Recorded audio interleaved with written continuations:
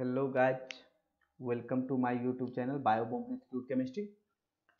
चलो, तो नीट का सुप्रीम कोर्ट का आदेश आ गया है। 13 सितंबर को जो पहले डेट था उसी पे होगा। हमें भी लगता था कि डेट एक्सटेंड हो जाना चाहिए, बिकॉज बहुत देखो 13 लोग जो है सुसाइड कर लिए, but that is not the thing. मैं भी आपकी जगह रहता था तो श्योर पैनिक ही होता, लेकिन चलो पैनिक नहीं होना है। और कैसे अब 20 डेज में रिवीजन करना है, इसके लिए खासकर मैं वीडियो बना रहा हूँ। मेरा था कि 12th का केमिस्ट्री पहले बायो खत्म करना था, बट मुझे लगा नहीं, अभी इम्पोर्टेंट ये है। तो देखो जल्दी से आते हैं कि कैसे, मतलब पैनिक मत होना, जो मैं बता रहा हूँ आप फॉलो करो, पक्का होगा सिलेक्शन। ठीक है, लास्ट टाइम में क्या करना चाहिए? सबसे पहले टाइम टेबल बनाओ। टाइम टेबल कैसे बनाओगे? नंबर 1, सबसे पहले आप जब सुबह उठते हो तो पहले सबसे पहले करो कि दिन भर का प्लान आपके पास होना चाहिए कि आज मुझे करना क्या है। उसमें से एक एक जो है टाइम वो आप छोड़ करके प्लान बनाना। एक टाइम, जिस टाइम में आप फर्स्ट सीटिंग में या सेकेंड सीटिंग में, 2 सीटिंग में एग्जाम हो रहा है, आप किस में आपका अलॉटमेंट दिया है और जिस टाइम में आपका पेपर होगा। क्योंकि पीनियल ग्लैंड हम लोग पढ़े हैं ना, बायोलॉजिकल क्लॉक सेट होता है, तो बायोलॉजिकल क्लॉक सेट करनी है, बायोलॉजिकल क्लॉक सेट करनी है हम लोग को। तो जिस टाइम में एग्जाम होता है, जिस टाइम में एग्जाम होता है वो टाइम वैकेंट कर लेना। वो टाइम हमें मॉक टेस्ट देना है, वो टाइम वैकेंट कर देना। ये मॉक टेस्ट के लिए टाइम वैकेंट है, ठीक है।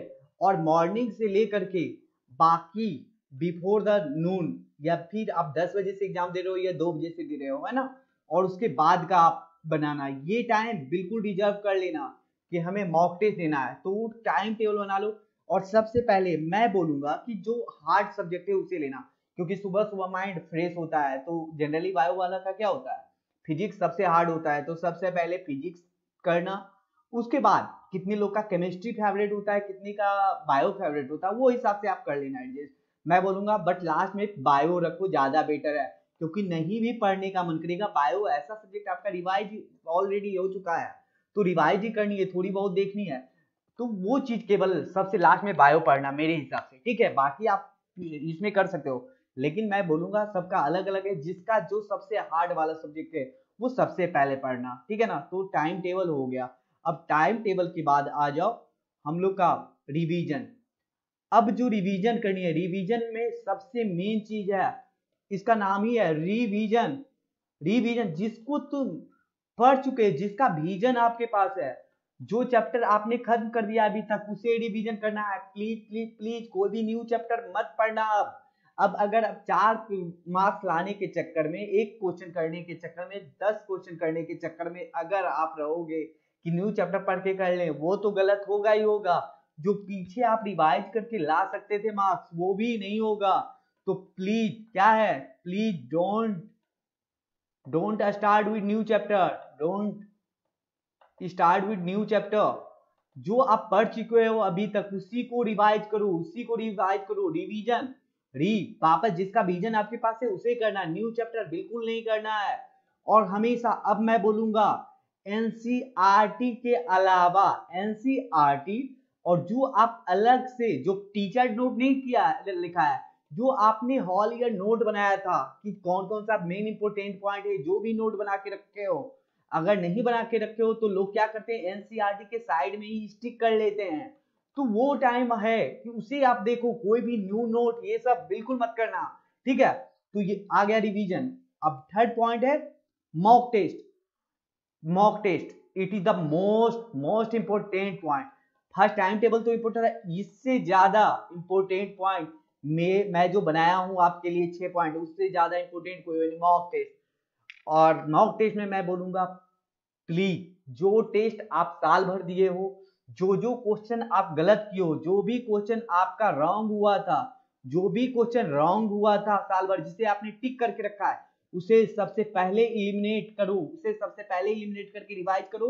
और मॉक टेस्ट देने का टाइम मैंने बता दिया, वो टेस्ट देने का टाइम होगा कब, जिस टाइम में आपका नीट का एग्जाम होगा, ठीक है। जिस टाइम में आपका नीट का एग्जाम होगा वही टाइम में मॉक टेस्ट देना है। प्लीज ये बायोलॉजिकल क्लॉक एक सेट हो जाएगा, अभी हम लोग के पास 20 डेज है। और जब भी नीट का टेस्ट देना तो मैं बोलूंगा साल भर जो किया पेपर वो करना, नहीं तो फिर पीछे के 10 to 15 ईयर्स के 10 to 15 ईयर्स के नीट के पेपर करनी है, केवल नीट के पेपर, मत करना कुछ। मतलब मैं बोल रहा हूँ, ये ब्रह्मास्त्र बता रहा हूँ, केवल नीट के पेपर। आप एग्जाम दे करके मेरे को कमेंट करके गाली दे देना अगर मेरा कहा हुआ नहीं आया तो। यार मैं बायो में स्कोर किया हूँ, मैं भी क्वालिफाई किया हूँ, तो मुझे पता है कैसे लाया जाता है मार्क्स।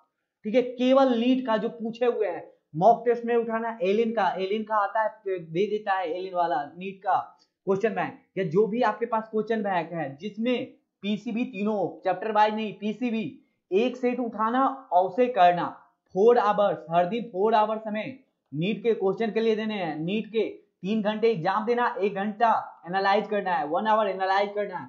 तो मॉक टेस्ट सबसे इंपॉर्टेंट है। आप रिवीजन नहीं भी करोगे तो चलेगा, मॉक टेस्ट से ऑटोमेटिकली रिवीजन होगा। ये भी मॉक टेस्ट भी रिवीजन का पार्ट है। और प्लीज कोई भी फलना धमाका आकाश पताल एलियन बिलियन किसी का नहीं करना है, किसी का भी अब टेस्ट नहीं करो। जो साल भर आपने किया हो ये सब में किसी का भी अगर साल भर आपने दिया है टेस्ट, जो आपने गलती किया उसे रिवाइज करो, और नहीं तो नीट का जो पिछले 10 साल का है वो तो ब्रह्मास्त्र है।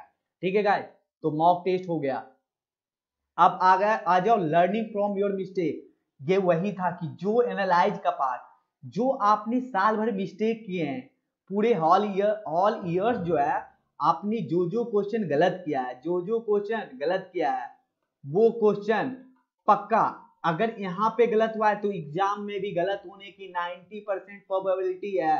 अगर आपने वापस उसे रिवाइज नहीं किया, आपने वो मिस्टेक से वापस लर्न नहीं किया है, ठीक है गाइस, तो वो जो आपने मिस्टेक किया है, जिसे पॉइंट आउट किया, जिसमें जब क्वेश्चन कर रहे थे तो गोला मार करके रखे थे, वो तो पक्का करना है। ठीक है, रिक्रिएशनल एक्टिविटी, हाँ दिस इज मैं। देखो एक जब भी टाइम टेबल बनाओगे आप, जब भी टाइम टेबल बनाओगे तो 3 आवर्स के वो स्लॉट में बनाना, 3 आवर्स 3 आवर्स 3 आवर्स 3 आवर्स। ठीक है, मैं बोलूंगा 4 स्लॉट। अब तो 12 घंटे आपको पढ़ना ही पड़ेगा, पढ़ना ही पड़ेगा। अब अगर लास्ट में अपना बेस नहीं दोगे तो कब दोगे? मैं मुंह पे नहीं बोल रहा हूँ कि 6-7 आवर, 6-7 आवर सफिशिएंट था जब स्टार्टिंग से आप लोग 3-4 महीने से भी आप लोग सीरियस रहते। अब जो है 3-3 आवर्स के स्लॉट बना के पढ़ना ही है, लेकिन बीच में आपको 1.5 आवर्स का और 1 आवर्स का लेना है ब्रेक।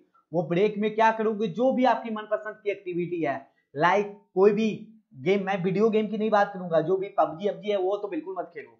मतलब जस्ट लाइक मेंटल एबिलिटी वाला नहीं, रिलैक्स वाला, लूडो खेल लिया या कुछ ऐसा गेम, या म्यूजिक सुन लिया, या फेवरेट कोई भी सीरियल का पार्ट देख लिया, कोई भी एपिसोड का, कोई भी सीरीज का, है ना, वो कर लिया, तो वो रिक्रिएशनल एक्टिविटी में आता है, रिक्रिएशनल एक्टिविटी में। ठीक है गाइस, तुम कभी भी स्लॉट बना के पढ़ो और बीच में गैप लेना है, हाफ एन आवर का और 1 आवर का, अकॉर्डिंग टू योर चॉइस और कन्वीनियंस। अब आ जाओ एक गुड नाइट स्लीप, इसके बिना कुछ हो सकता है? एग्जाम के पहले दिन सोने के लिए मर जाओगे कि कैसे सोए, लेकिन नहीं, अभी से बायोलॉजिकल क्लॉक सोच सेट कर लो कि मुझे एनी हाउ 10 बजे सो जाना है, 10 से 11 के बीच सो जाना है जैसे भी हो, और मुझे 5 to 6 के बीच जग जानी है।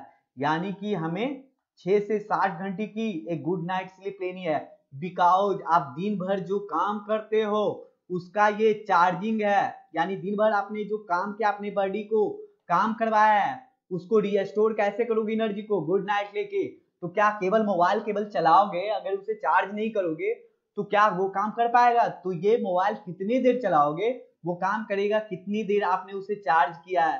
तो ये good night sleep is just like a your booster dose और जस्ट लाइक ए चार्जिंग। ठीक है गाइस, इतना आप करो, गारंटीड होगा सिलेक्शन। ठीक है, बाकी आप डरो नहीं, आई एम विद यू। और आपके लिए अब जो है, अब मैं 12th का अब नहीं छोड़ रहा हूँ, अब छोटे छोटे हर पार्ट्स के लिए निमोनिक्स लाऊंगा मगअप करने के लिए, जो भी आपको एनसीईआरटी में दिक्कत है उसके लिए गाइस। ठीक है, तो फिर से एक बार बता देते हैं, टाइम टेबल इंपोर्टेंट है, रिवीजन भी इंपोर्टेंट है, मॉक टेस्ट सबसे ज्यादा इंपोर्टेंट अकॉर्डिंग टू मी, है ना। रिवीजन तो है, मॉक टेस्ट अब नहीं टाइम है, न्यू मत पढ़ना। ठीक है, लर्निंग फ्रॉम योर मिस्टेक, जो भी साल भर आपने गलती किया है वो क्वेश्चन को रिवाइज करो, ये एक्टिविटी बीच में ब्रेक लो, और sleep is the second most important.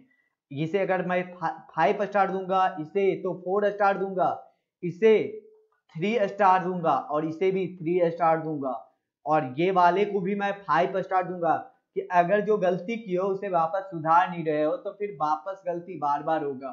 ठीक है, ये भी ठीक है गाइस। चलो good bye, all the best, be cheerful, पक्का होगा। ठीक है, डोंट बी डिप्रेस्ड। ठीक है गाइस, चलो बाय बाय, टेक केयर।